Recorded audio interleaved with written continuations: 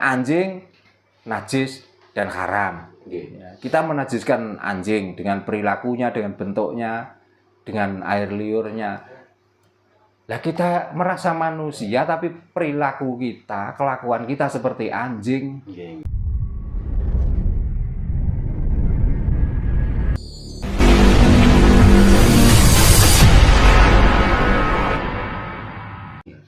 Nah ini Pak, mungkin yang menjadi pikiran saya kan belum pernah saya tanyakan ke Pak Jarno bahwa kalau orang Jawa surga, neraka, halal haram itu kan tidak mengenal bahasa-bahasa itu kan bahasa-bahasa orang Timur Tengah Pak.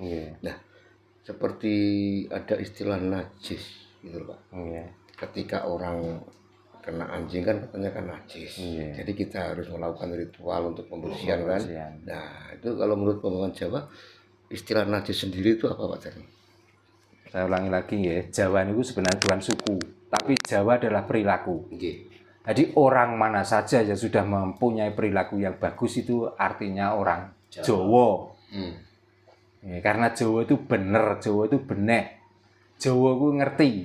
Jadi tidak harus orang Jawa saja atau suku Jawa saja yang berhak diklaim Jawa. Contohnya gini, ada kata-kata Muslim.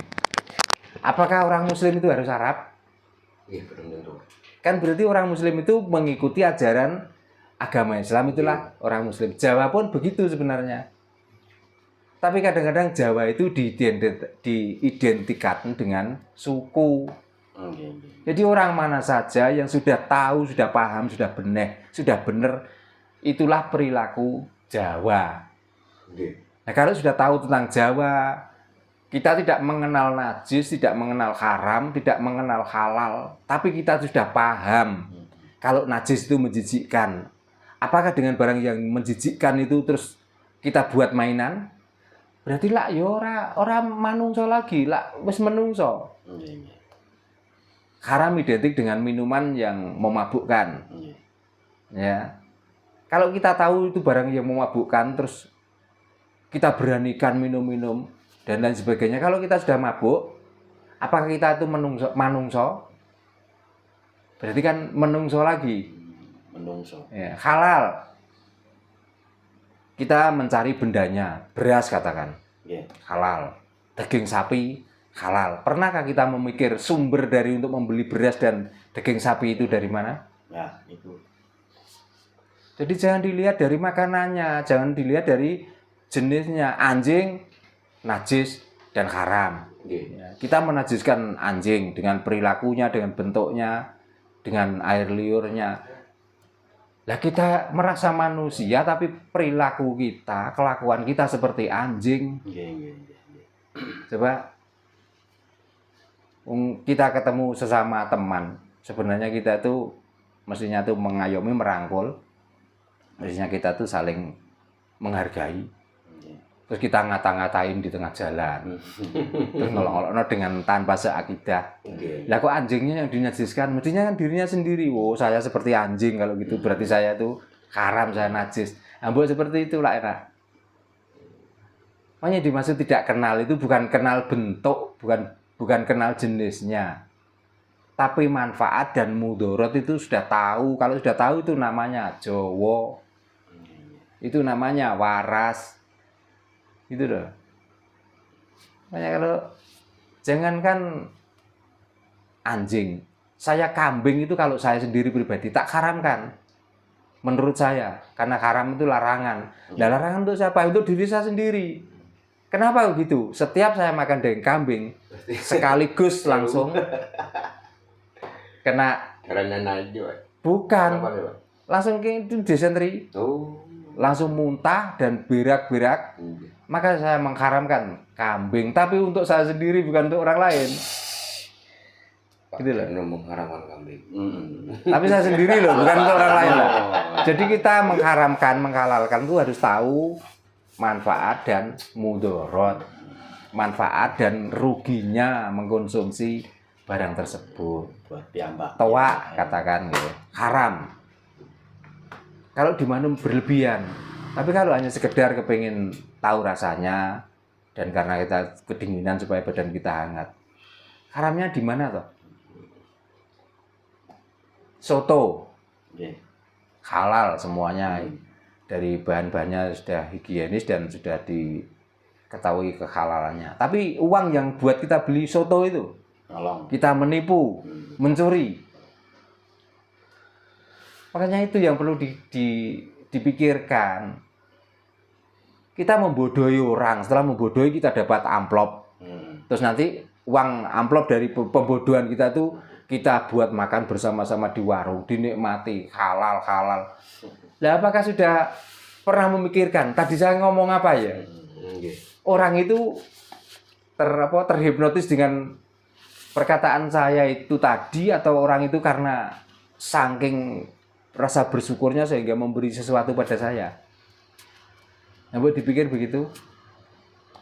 Nah, kita kadang-kadang nggak mikir, mau cerita saja sudah kita beri tarif.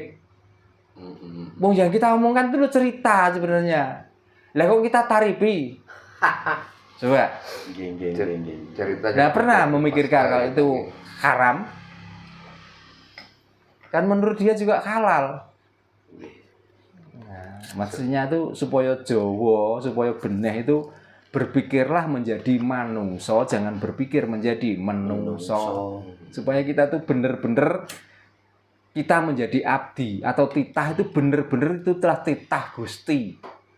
Karena Gusti sudah jelas bagaimana cara kita tuh bagusi hati.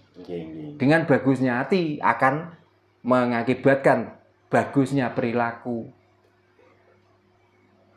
Seperti rokok, ada yang mengharamkan itu, ada yang katanya makruh. Itu ada menjadikan kita bingung, Pak. Haram untuk orang kena paru-paru atau jantung. Karena bagi yang nggak punya uang juga. Nah, mungkin gitu. Karena punya uang diharamkan. Halal bagi orang penikmat itu, dan dengan rokok akan mendapatkan inspirasi dalam pemikirannya. Jadi kita tuh tadi kembali pada manfaat dan mudorot. Buat pribadi nih. Untuk pribadi kita masing-masing. Kita tidak bisa munafik ya Pak. Nah, untuk apa kita munafik? Memang di dunia itu harus hidup, itu harus begini kok. Ada jelek itu untuk pedoman kita supaya kita tidak melakukan itu. Ada baik supaya kita tuh meniru dari perbuatan baik itu. Lagian kalau dunia ini sudah gak ada yang jelek, terbaik semua. Wong pinter gak ono gunane. Mulai tak elingno wong pinter-pinter aja kemenyek, aja keminter. Mundak dadi wong koclok. Gitu. Jadi semua itu berkesinambungan.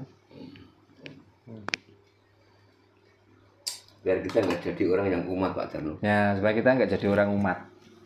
Karena koclok itu umat. Nah, ini kadang masalah kemarin tuh Pak terkait dengan orang yang bisa komunikasi dengan leluhur gitu Pak.